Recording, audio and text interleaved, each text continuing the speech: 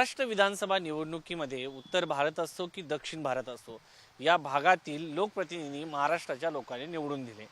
मात्र आता राजधानी दिल्लीमध्ये निवडणुका आहेत आणि राजधानी दिल्लीमध्ये महाराष्ट्रीयन लोकांना लोकप्रतिनिधित्व मिळणार का, उमेदवारी मिळणार का विविध पक्षांकडनं, या संदर्भात मराठी कट्टाचे त्याचबरोबर पानिपतच्या संदर्भामध्ये प्रत्येक वर्षी भूमिका घेऊन कार्यक्रम घेणारे प्रदीप पाटील आपल्या सोबत आहेत। प्रदीपजी, महाराष्ट्राचं दिल्लीचं तख्त राखतो महाराष्ट्र माझा आपण म्हणतो, पण विधानसभा निवडणुकीमध्ये महाराष्ट्रांना स्थान मिळेल का, मराठी माणसाला स्थान मिळेल का, उमेदवारी मिळेल का? आतापर्यंत आपण फक्त वाचत आलोय, ऐकत आलोय, दिल्लीचेही तख्त राखतो महाराष्ट्र माझा असं म्हटलं जातं। पण आतापर्यंतच्या इतिहासात दिल्ली विधानसभेला 70 सीट्स आहेत। दिल्लीचे जवळजवळ 2 लाख मराठी लोकांची लोकसंख्या आहे। त्याच्याबरोबर हरियाणामध्ये जे राहणारे रोड मराठा आहेत तेही दिल्लीमध्ये राहतात। लोकसंख्येच्या तुलनेने विचार केला तर जवळजवळ 2 ते 3% लोक मराठी आहेत दिल्लीमध्ये, जे व्यवसायानिमित्त स्थायिक आहेत। गलाई व्यावसायिक असतील, सुप्रीम कोर्टातले वकील असतील किंवा डॉक्टर असतील किंवा UPSCचे ॲस्पिरंट इथं शिकायला आल्याने ते स्थायिक झालेले असतील। लोकसंख्येच्या तुलनेने 2 ते 3% जर मराठी लोकसंख्या असेल, मतदार असतील, तर 70मध्ये कमीत कमी 1 ते 2 सीट मराठी लोकांना प्रतिनिधित्व करण्याची संधी मिळाली पाहिजे आणि ही संधी प्रत्येक पक्षाने दिली पाहिजे। आणि यावेळी तर मुरली मोहोळ अण्णा आपले दिल्लीचे निवडणूक प्रभारी झालेत, त्यामुळे तरी आमच्या मराठी लोकांच्या अपेक्षा त्यांच्याकडून खूपच उंचावलेल्या आहेत। आम आदमी पार्टी असेल, काँग्रेस असेल किंवा भारतीय जनता पार्टी असेल, या तिन्ही पक्षांनी मराठी माणसांना जर दिल्लीत प्रतिनिधित्व दिलं तर याचा पूर्ण देशभर एक वेगळा मेसेज जाईल। आणि आपण जो म्हणत होतो आत्तापर्यंत की दिल्लीचे तख्त राखतो महाराष्ट्र माझा, ही म्हण कुठंतरी खरी होईल। कारण 1761च्या पानिपतच्या युद्धानंतर दिल्लीच्या लाल किल्ल्यावर मराठ्यांनी झेंडा आपला गाडवला होता। मुद्दा हा आहे की पण तुम्ही जी संख्या सांगता ह्या सगळ्या गोष्टी समोर आहेत। महत्त्वाचे नेते सध्या दिल्लीमध्ये नितीन गडकरी आहे, विनोद तावडे आहे, सत्ता पक्षस्थानी आहे, शरद पवार राष्ट्रवादीचे नेते आहेत, दिल्लीमध्ये मोठं प्रस्थ आहे, त्याच पद्धतीने काँग्रेसचे अनेक नेते आहेत। या सगळ्या नेत्यांनी या संदर्भात पुढाकार घेणं गरजेचं आहे, कारण महाराष्ट्राची विधानसभा निवडणुकींची जर आपण आमदारांची यादी पाहिली तर त्याच्यामध्ये इतर राज्यातील आलेल्या लोकप्रतिनिधींना मोठ्या प्रमाणात आपण संधी दिली आहे। तुम्ही आता महाराष्ट्राचं जे विधानसभेचं निवडणूक झाली त्याचा तुम्ही जर आकडेवारी बघितली असेल, त्याच्यामध्ये उत्तर भारतीय 2 ते 3 आमदार आहेत, गुजराती 2 ते 3 आमदार आहेत, दक्षिण भारतीय आमदार आहेत। पण दिल्लीच्या विधानसभेमध्ये आत्तापर्यंत एकही मराठी आमदार गेलेला नाही। आणि हे तर दिल्लीचं राजधानी आहे देशाची, आणि इथं मराठ्यांनी याच्यापूर्वीही राज्य केलेलं आहे। तुम्ही मध्य प्रदेशमध्ये बघाल, तुम्ही उत्तर प्रदेशमध्ये बघाल, तर त्या ठिकाणीही काही मराठी लोकप्रतिनिधी झालेले आहेत, खासदारही आहेत। तुम्ही मध्य प्रदेशचे खांडव्याचे खासदार असतील किंवा बुरहानपूरचे खासदार असतील, त्यांनीही लोकसभेला आपल्या मराठ्यांचं प्रतिनिधित्व करतात ते। तर दिल्लीतूनही मराठ्यांना प्रतिनिधित्व मिळायला हवं।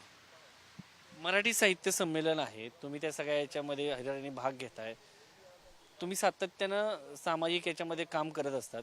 यावेळेस मराठी साहित्य संमेलनामध्ये जो कलई समाज आहे, जो दिल्लीमध्ये स्थायिक झालेला आहे, त्याची काय भूमिका असणार आहे, तुम्ही त्याचं प्रतिनिधित्व करणार? देशाच्या प्रत्येक शहरामध्ये, प्रत्येक गावामध्ये ज्या ठिकाणी 4 ते 5,000 लोकसंख्या आहे, त्या ठिकाणी आमच्या सांगली जिल्ह्यातील, खास करून सांगली, सातारा, कोल्हापूर जिल्ह्यातील खानापूर, आटपाडी, तासगाव आणि जत, मान, खटाव या भागातील गलाई व्यवसाय करणारी सोन्याची लोक आजही प्रत्येक ठिकाणी आहेत। आणि त्यांना शोधणं खूप अवघड नाही। तुम्हाला सोन्याच्या कोणत्याही दुकानदाराकडे गेला आणि सोनं गलाई व्यवसाय करणारा कोण असेल विचारलं तर तो अभिमानाची गोष्ट आहे की तो आमच्या सांगली जिल्ह्यातलाच असेल, खानापूर, आटपाडी, तासगाव, कवठेमंकाळ आसपासला भागातलाच असेल। आणि दिल्लीत राहणाऱ्यांची संख्या त्यांची भरपूर आहे, ते समाज कमीत कमी 10 ते 20,000 आहे। त्यामुळं त्या लोकांच्या प्रतिनिधी स्वरूपात आम्ही शिवजयंती दरवर्षी साजरी करत असतो। पुढचे दिवाळी पहाट असेल किंवा मराठी भाषा दिन असेल किंवा गुडगावला साजरी होणारी शिवजयंती असेल किंवा रक्तदान शिबिर असेल, अशा वेगवेगळ्या उपक्रमात मराठी माणूस नेहमीच अग्रेसर राहिलेला आहे।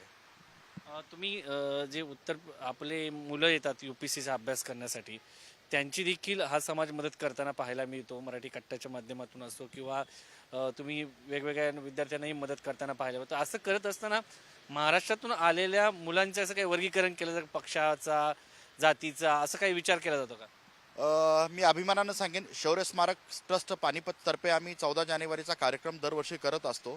त्याच्यामार्फत एक विद्यार्थ्यांना स्कॉलरशिप देत असतो। ही स्कॉलरशिप मराठी बोलणाऱ्या मुलांच्यासाठी आहे। म्हणजे आम्ही दिल्लीत राहणारा आणि मराठी बोलणारा तोच मराठी असं समजतो। याच्यात आम्ही कोणतीही जातपात वर्गनभेद करत नाही। यावर्षी आम्ही टोटल 45 मुलांना टेस्ट सिरीज, जेवण आणि लायब्ररी फ्री ऑफ कॉस्ट दिलेले शौर्य स्मारक ट्रस्टतर्फे. आणि हे खूप मोठं काम आहे. 45 विद्यार्थ्यांना देत असेल तर यावर्षी फायनल सिलेक्शनमध्ये 10 ते 15 विद्यार्थी आमच्या शौर्य स्मारक ट्रस्टची मदत घेतलेली असतील. एक महत्त्वाचा मुद्दा आहे की मराठी साहित्य संमेलनामध्ये हा जो कलई करणारा समाज आहे त्याचा काय रोल असणार आहे. त्या दिवशी शरद पवार हे जे स्वागत अध्यक्ष त्यांनी उल्लेख केला, संजय नहार यांनी देखील उल्लेख केला. काय भूमिका असणार तुमची? जेव्हा जेव्हा दिल्लीवर अडचण आली तेव्हा मराठा धावून आला. त्या पद्धतीनं दिल्लीमध्ये कुठलाही सांस्कृतिक कार्यक्रम असेल त्यावेळी कोणतीही जातपात किंवा कोणताही पक्ष किंवा काही न विचार करता गलाई बांधव नेहमीच अग्रेसर पद्धतीनं या कार्यक्रमात जसा सामील होतो, जसा शिवजयंती सामील होतो, तसा प्रत्येक कार्यक्रमात इथून पुढेही सामील होईल याची मी ग्वाही देतो. धन्यवाद. तर हे होते प्रदीप पाटील.